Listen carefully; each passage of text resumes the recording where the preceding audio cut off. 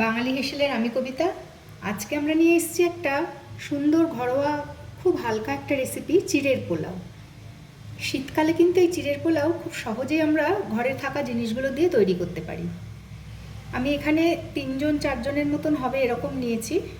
কিছুটা ফুলকপি কেটে নিয়েছি ছোট ছোট করে, নিয়েছি অল্প গাজর কুচিয়ে, একটা কাঁচা লঙ্কা কুচিয়ে নিয়েছি, বিনস নিয়েছি কিছুটা কুচিয়ে নিয়েছি, ছোট 1 বাটি মটরশুঁটি, কিছুটা কারি পাতা, একটা শুকনো লঙ্কা, কিছুটা শুকনো খোলায় ভেজে নেওয়া বাদাম আমি খোসা ছাড়িয়ে এরমভাবে নিয়েছি, আর নিয়েছি পরিমাণ মতন আমার যতটা লাগবে ততটা চিড়ে।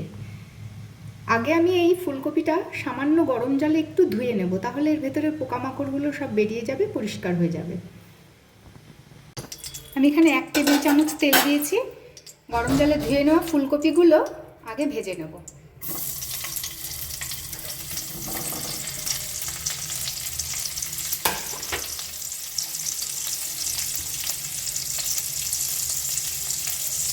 খুব সামান্য নুন ছড়িয়ে দিচ্ছি।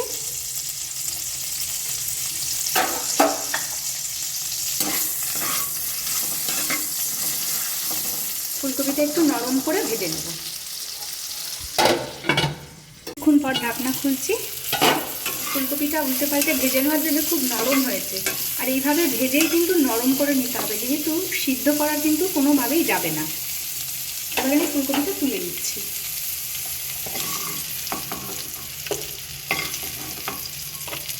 আবার এখানে আমি 1/2 চামচ মতন তেল দিলাম।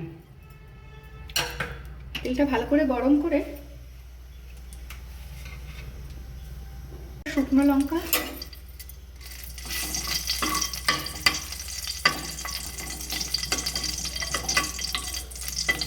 কয়েক সেকেন্ড ভেজে নিয়ে দিয়ে দিচ্ছি কারি পাতাটা।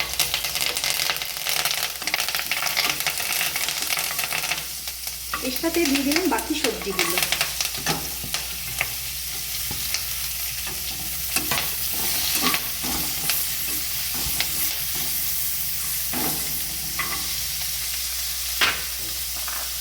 কাঁচা লঙ্কাটাও দিয়ে দিলাম।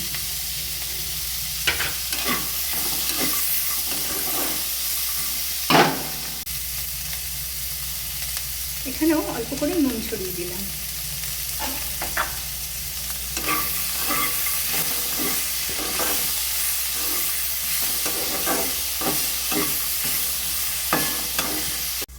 মিনিট 5 পর আমি ঢাকনাটা খুলছি।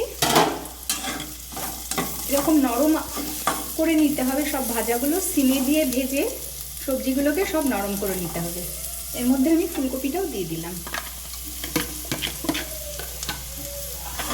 একদম পেঁয়াজ রসুন ছাড়া নিরামিষ চিড়ের পোলাও। এবারে এর ডাঁটিগুলোকে ফেলে দিচ্ছি এখান থেকে। নরম হয়ে গেছে পাতাগুলো, ডাঁটিগুলো কারি পাতা ফেলে দিলাম।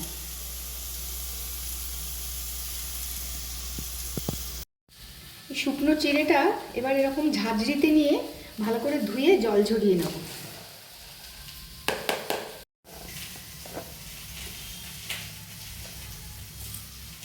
চিড়ে যেহেতু নরম হয়ে যায় জলে দিলে, তাই জন্য খুব বেশি আগে ধোয়া যাবে না। সবজিটা ভাজা হয়ে গেলে যখন চিড়েটা আমরা দেব তখনই ধুতে হবে। এরকম ঝাঁঝরিতে করে ধুয়ে এরকম জল ঝরাতে দিলে জলটা ঝরে যাবে, চিড়েটা কিন্তু নরম হবে না। সবজিটা ভালো ভাজা হয়ে গেছে। এর ভেতরে এবার ধুয়ে রাখা চিড়েটা দিয়ে দিচ্ছি।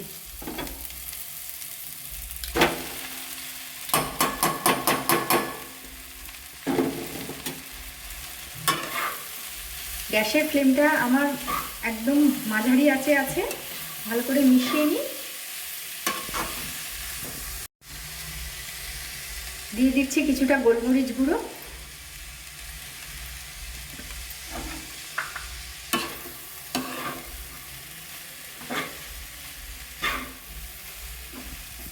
হালকা একটা ক্রিম রঙের জন্য দিচ্ছি সামান্য হলুদ।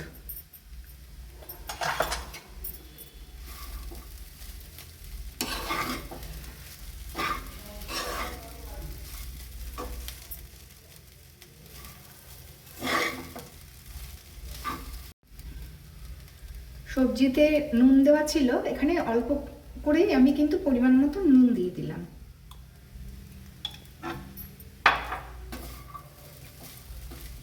হলুদটা দেওয়ার ফলে একটা সুন্দর ক্রিম ক্রিম রং হয়েছে।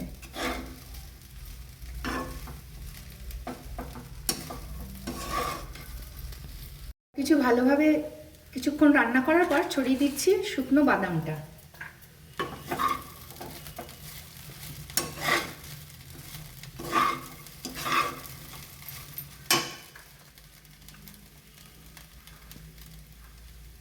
এবার দিচ্ছি অল্প করে গরম মশলার গুঁড়ো আর 1 চা চামচ ঘি।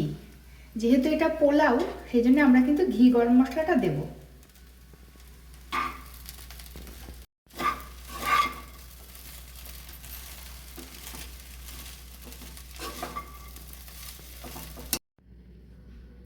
আমাদের আজকের রেসিপি সব সবজি দিয়ে শীতের দিনে চিড়ের পোলাও তৈরি। এই পোলাওটা কিন্তু আমি চিড়ের পোলাও একদম ভেজ, পেঁয়াজ রসুন সব কিছু ছাড়াই কিন্তু করেছি। করে খেয়ে দেখবেন, খুব ভালো লাগে খেতে।